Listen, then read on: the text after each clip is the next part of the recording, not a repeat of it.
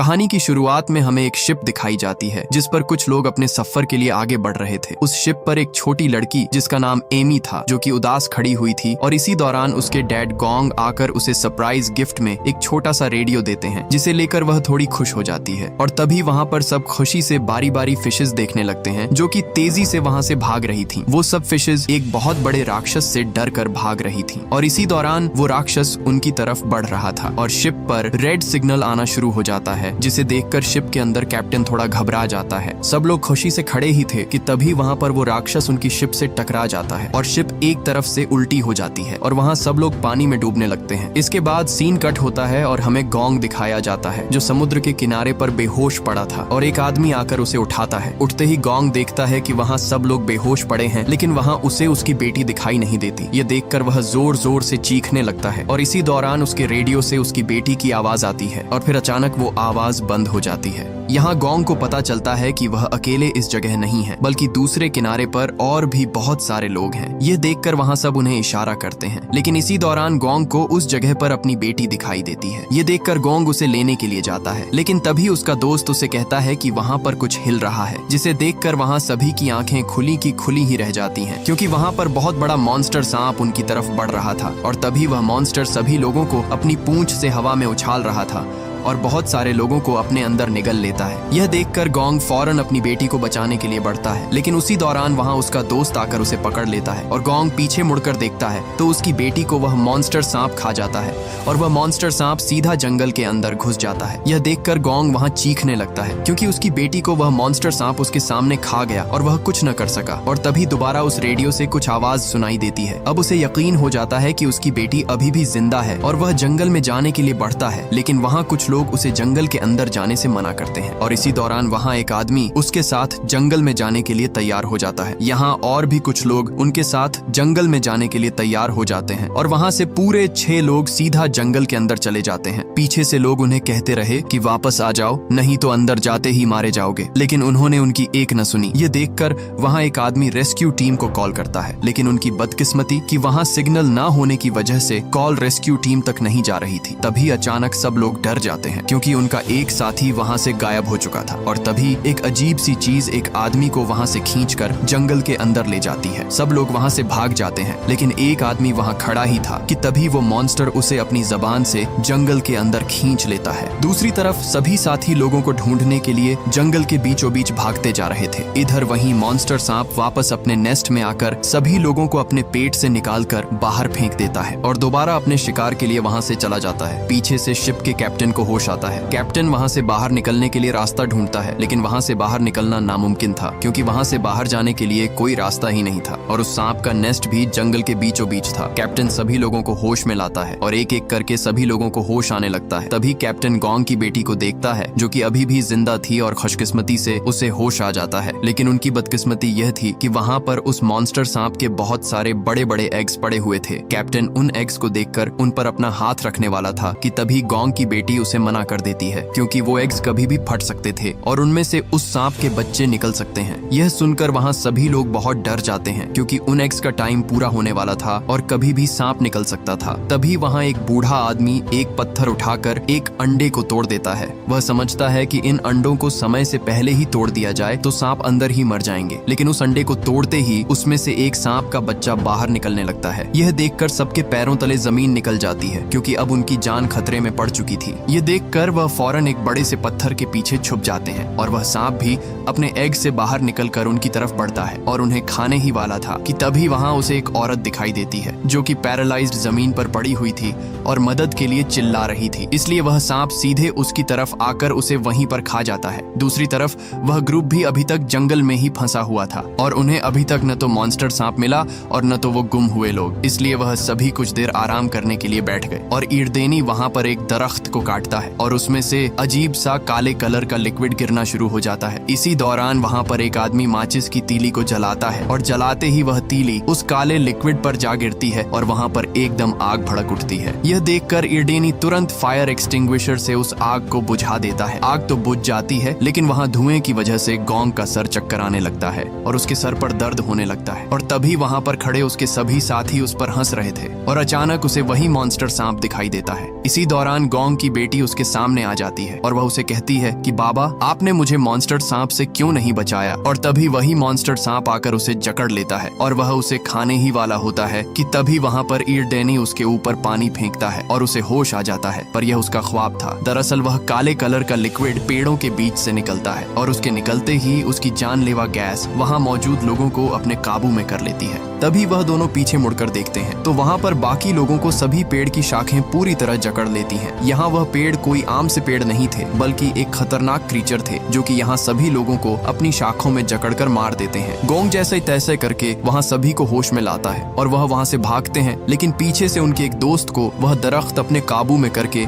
वहीं पर मार देता है, जिसके डर से वह तुरंत वहाँ से भागने लगते हैं। इधर मॉन्स्टर सांप के नेस्ट में शिप का कैप्टन और बूढ़ा आदमी दोनों आपस में लड़ रहे होते हैं, क्योंकि वह बूढ़ा आदमी कैप्टन को ही इसका कसूरवार कहता है। अगर कैप्टन शिप को पानी से निकालकर किनारे ले आता तो हम यहाँ तक न पहुँचते। तभी एक लड़की जिसका नाम सुशी था वह दोनों को लड़ने से मना करती है और कहती है कि अगर हम आपस में ही लड़ते रहे तो वह मॉन्स्टर सांप हमारा शिकार बन जाएगा और वह हमें जिंदा खा जाएगा, इसलिए हमें यहाँ से निकलने का प्लान बनाना होगा। दूसरी तरफ गोंग भी रेडियो पर अपनी बेटी से बात करने की कोशिश कर रहा था, लेकिन उस जानलेवा जंगल में सिग्नल का नामो निशान तक नहीं था। इसके बाद हमें उनका एक साथी दिखाई देता है जो एक नदी से पानी भरने के लिए आया हुआ था। पानी भरते भरते उसे कुछ अजीब सी आवाज सुनाई देती है और धीरे धीरे जंगल में अचानक धुंध फैलने लगती है और तभी एक जानलेवा मॉन्स्टर फिश उस पर हमला कर देती है। यह देखकर उसके पैरों तले जमीन ही खिसक जाती है और दोबारा वह फिश उस पर हमला कर देती है, जिसके दांत बहुत बड़े और खतरनाक थे। यह देखकर वह उसे तुरंत नदी में फेंक देता है और देखते ही देखते अचानक धुंध में से बहुत सारी मॉन्स्टर फिशेस का झुंड उसकी तरफ बढ़ रहा था और ये फिशेस न सिर्फ तैर सकती थीं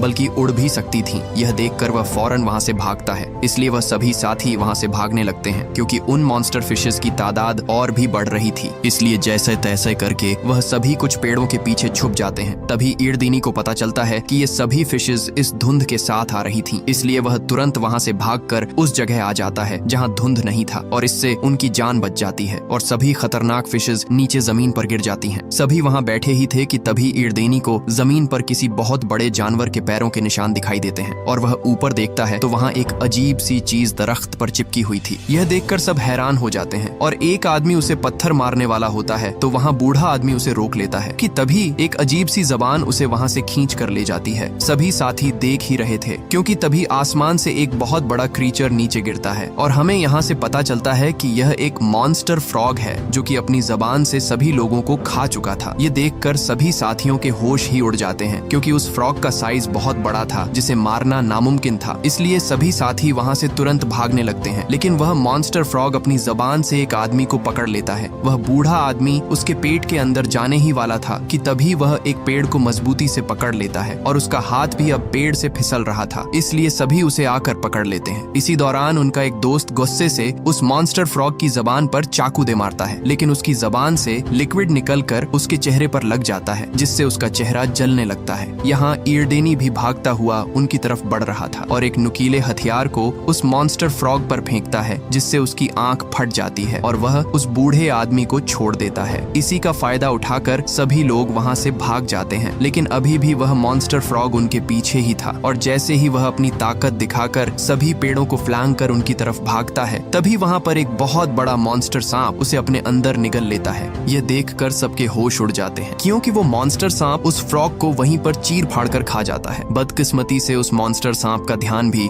सभी साथियों की तरफ चला गया और वो उनका पीछा करने लगता है, लेकिन वो बूढ़ा आदमी और वो लड़का जिन पर उस फ्रॉग ने हमला किया था वो घायल होने की वजह से धीरे धीरे भाग रहे थे। तभी आगे आकर वो दोनों गिर जाते हैं। वो मॉन्स्टर सांप उन्हें खाने ही वाला होता है कि तभी वो बहुत सारे पेड़ों के बीच फंस जाता है। इधर उनका दोस्त उस सांप का ध्यान भटकाने के लिए एक नारियल उसके ऊपर फेंकता है जिससे वो दोनों वहां से भाग जाते हैं, लेकिन वो सांप गुस्से से उसका पीछा करने लग जाता है और जैसे तैसे करके एक पेड़ के पीछे छुप जाता है, इसलिए वो सांप से दोबारा बच जाता है। दूसरी तरफ चारों साथी पेड़ों के पीछे छुप जाते हैं। इसी दौरान वो सांप भी उनका पीछा करते हुए वहां पर आ जाता है और उनमें से एक साथी को देख लेता है। वो उस सांप के आगे हाथ जोड़कर माफी मांगता है कि मुझे मत खाओ, लेकिन इससे पहले कि मॉन्स्टर सांप उसकी बात समझता वो उसे वहीं पर मार डालता है और वो मॉन्स्टर दोबारा से उनका पीछा करने लगता है। ये देखकर वो सभी वहां तुरंत भागने लगते हैं और भागते भागते एक छोटी सी पानी की नदी में जा छुपते हैं। यहाँ वो सांप उन्हें सही से देख नहीं पाता और वो वहां से चला जाता है और आखिरकार एक बार फिर उनकी जान बच जाती है। इधर उस मॉन्स्टर सांप के नेस्ट में वो बूढ़ा आदमी बाहर निकलने की कोशिश करता है, लेकिन उसकी कोशिश नाकाम हो जाती है। तभी एकदम से जमीन हिलने लगती है। ये देखकर वहाँ सभी मरने का नाटक करके छुप जाते हैं ताकि वो मॉन्स्टर सांप उन्हें कोई नुकसान न पहुंचा सके। वो सांप उन्हीं 2 आदमियों को अपने नेस्ट में फेंकता है जिन्हें अभी उसने अपने अंदर निगल लिया था। तभी वो देखता है कि उसका बेबी वहाँ पर मरा हुआ था। ये देखकर उसके अंदर गुस्सा भर आता है और वो गुस्से से वहाँ से वापस उन्हीं लोगों के पीछे चला जाता है। इसलिए सब लोग वहाँ से निकलने की कोशिश करते हैं, लेकिन तभी वहाँ उस मॉन्स्टर सांप के बाकी अंडे भी टूटने लगते हैं, क्योंकि अब कुछ ही देर में बाकी बेबी सांप निकलने वाले थे। और तभी एक सांप का बच्चा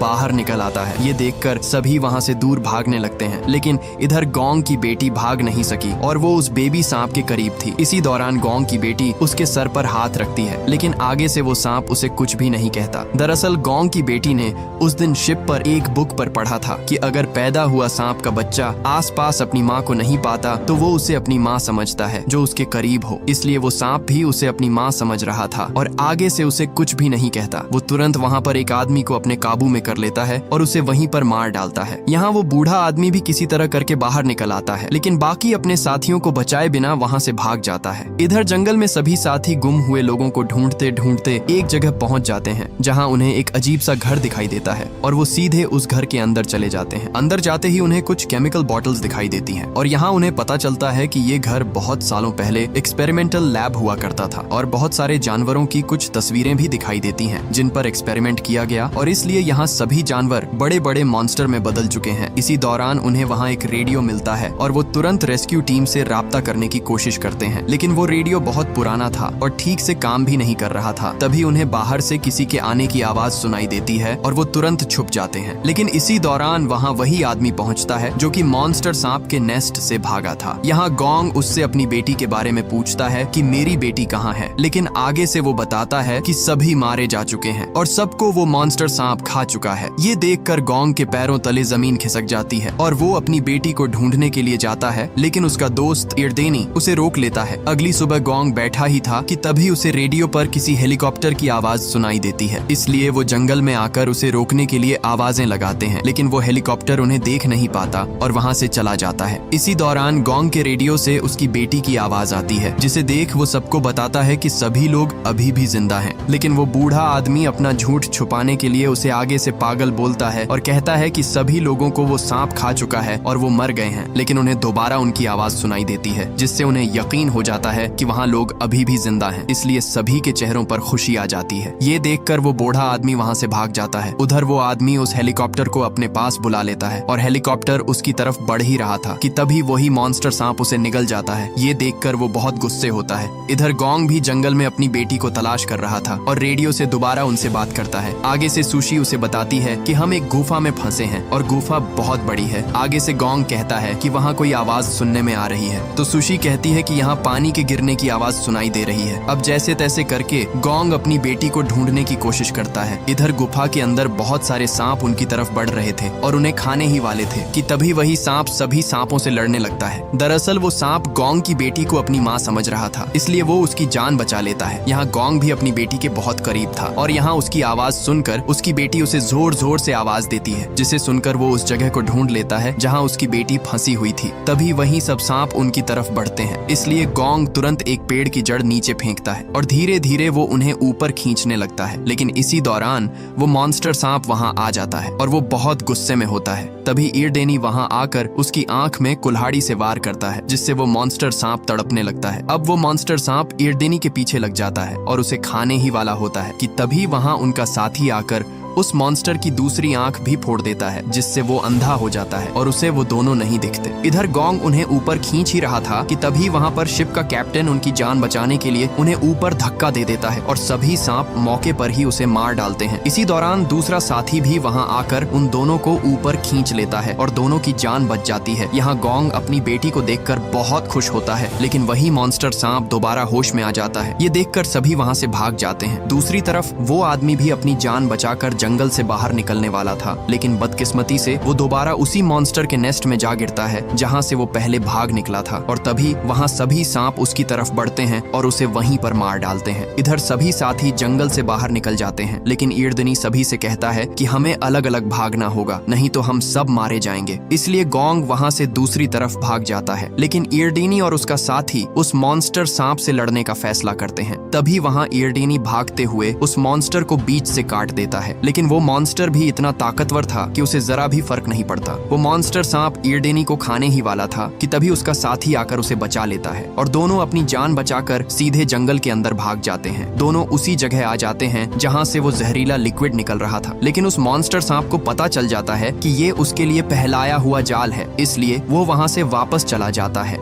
इधर गोंग भी अपनी बेटी से कहता है कि तुम दोनों यहाँ से दूर भाग जाओ, अब मुझे उनकी मदद करनी होगी। इसलिए गोंग भी उनकी मदद के लिए वहाँ से जंगल की तरफ भागता है, लेकिन इसी दौरान ईरदनी उसे जोर जोर से कहता है यहाँ से भाग जाओ। और तभी गोंग पीछे मुड़कर देखता है तो वो मॉन्स्टर उसकी बेटी के पीछे खड़ा था और उसे वहीं पर अपने अंदर निगल जाता है। यहाँ गोंग के दिल में आग भड़क उठती है और वो उस मॉन्स्टर सांप को खत्म करने के लिए भागता है। गोंग उसके पूरे शरीर पर कट लगा देता है, लेकिन वो ताकतवर मॉन्स्टर उसे नीचे गिरा देता है। तभी वो मॉन्स्टर उसे खाने ही वाला था कि वहाँ पर ईरडेनी अपने हाथ में आग पकड़े उसका ध्यान अपनी तरफ कर लेता है और सीधे जंगल में भाग जाता है। ईरडेनी भागते भागते उसी जगह पर पहुंच जाता है जहाँ बहुत सारा जहरीला लिक्विड पड़ा हुआ था। जैसे ही वो मॉन्स्टर सांप उस लिक्विड के पास आता है तो ईरडेनी वहाँ पर मौके का फायदा उठाकर आग फेंक देता है, जिससे वो मॉन्स्टर सांप वहीं पर जलकर राख हो जाता है। वो अपनी जान बचाने के लिए जंगल से बाहर आता है, लेकिन तब तक देर हो चुकी थी और वो वहीं पर मारा जाता है। इसी दौरान सभी साथी उस मॉन्स्टर सांप का मुंह खोलकर अंदर से गोंग अपनी बेटी को बाहर निकाल लेता है, लेकिन उसकी बेटी पूरी तरह बेहोश हो चुकी थी। सबको लगा कि गोंग की बेटी अब इस दुनिया में नहीं रही। ये सुनकर गोंग जोर जोर से रोने लगा, लेकिन तभी उसकी बेटी को